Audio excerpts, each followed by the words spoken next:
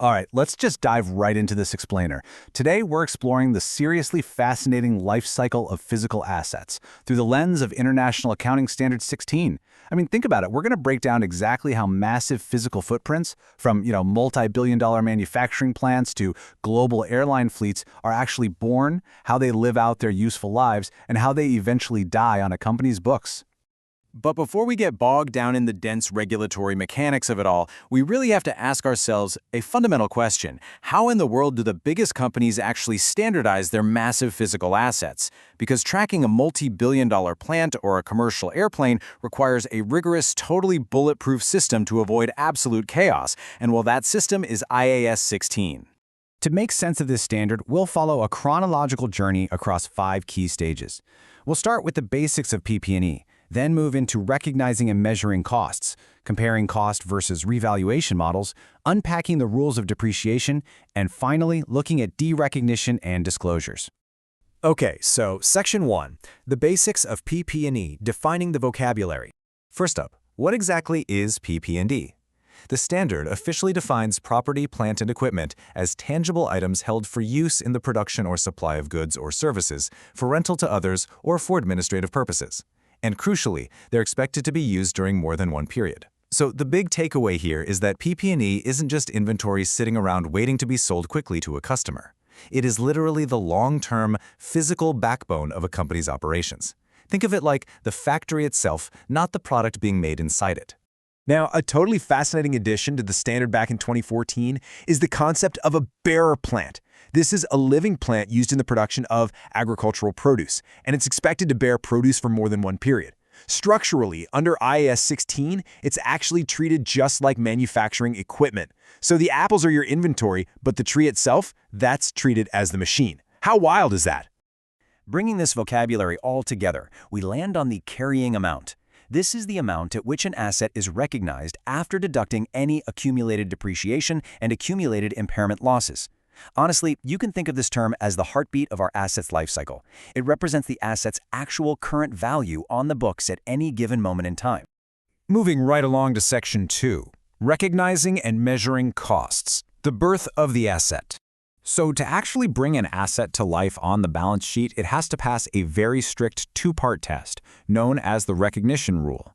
First, it must be probable that future economic benefits associated with the item will flow to the entity. And second, the cost of the item must be reliably measurable. It's a pretty high bar. You can't just guess the value, and you definitely can't capitalize something that isn't going to make the company money in the long run. And this strict rule naturally creates some hard boundaries for what actually counts as a cost. On one side, we've got directly attributable costs, and these are absolutely included in the asset's value. We're talking site preparation, initial delivery, installation, assembly, and professional fees. But on the flip side, we have excluded costs. You cannot capitalize the costs of opening a new facility, introducing a new product, staff training, or just general administrative overhead.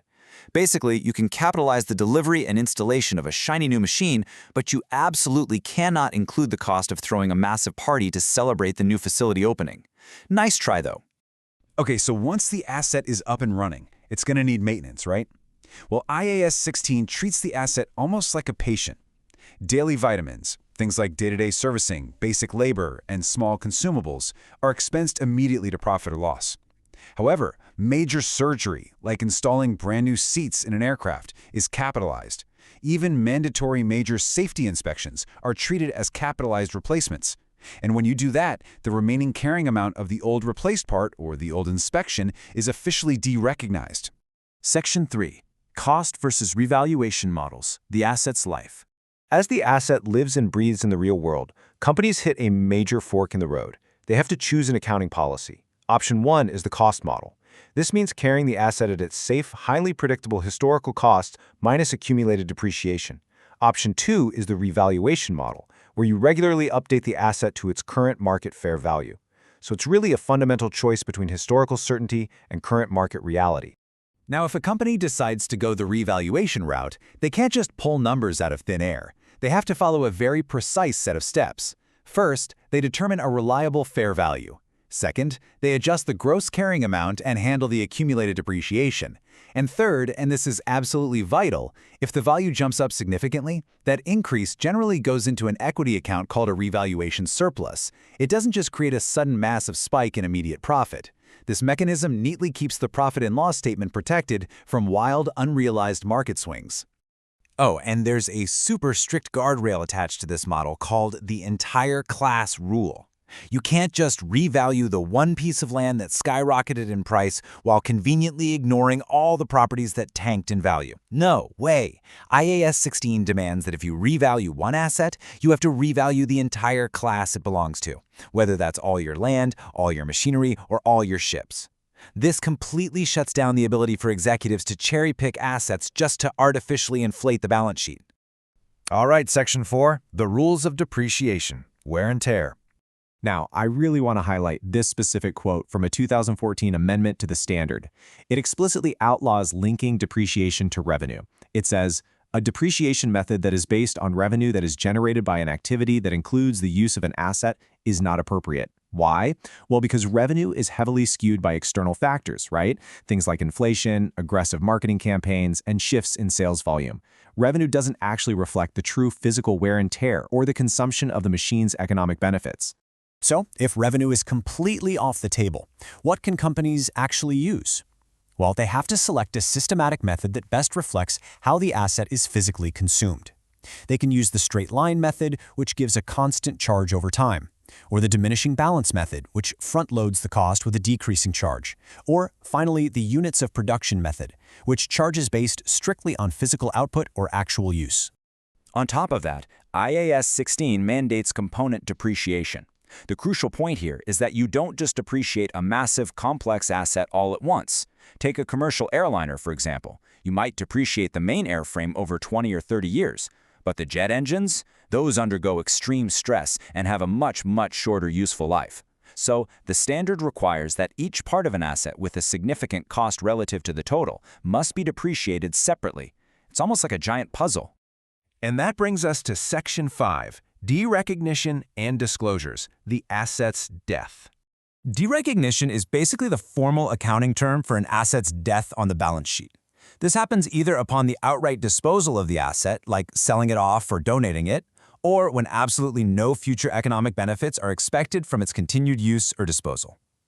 When an asset hits this point, any resulting gain or loss is calculated against its carrying amount and sent straight over to the profit or loss statement. But, the story doesn't just end because the asset is gone. Transparency is absolutely key here.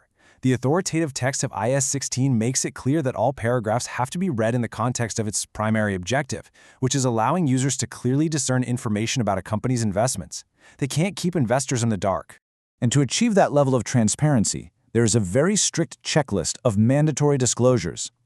Companies literally have to publicly state their measurement bases, their depreciation methods, and their assets' useful lives. They have to provide a full reconciliation of the carrying amount, showing exactly what was added, what was disposed of, and what was revalued over the period.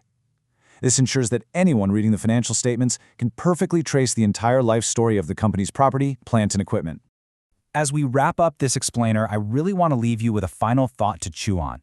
The next time you look at a major corporation's massive asset portfolio, ask yourself, how are their specific choices between cost and revaluation, or their chosen methods of depreciation, quietly shaping the financial reality that you're seeing?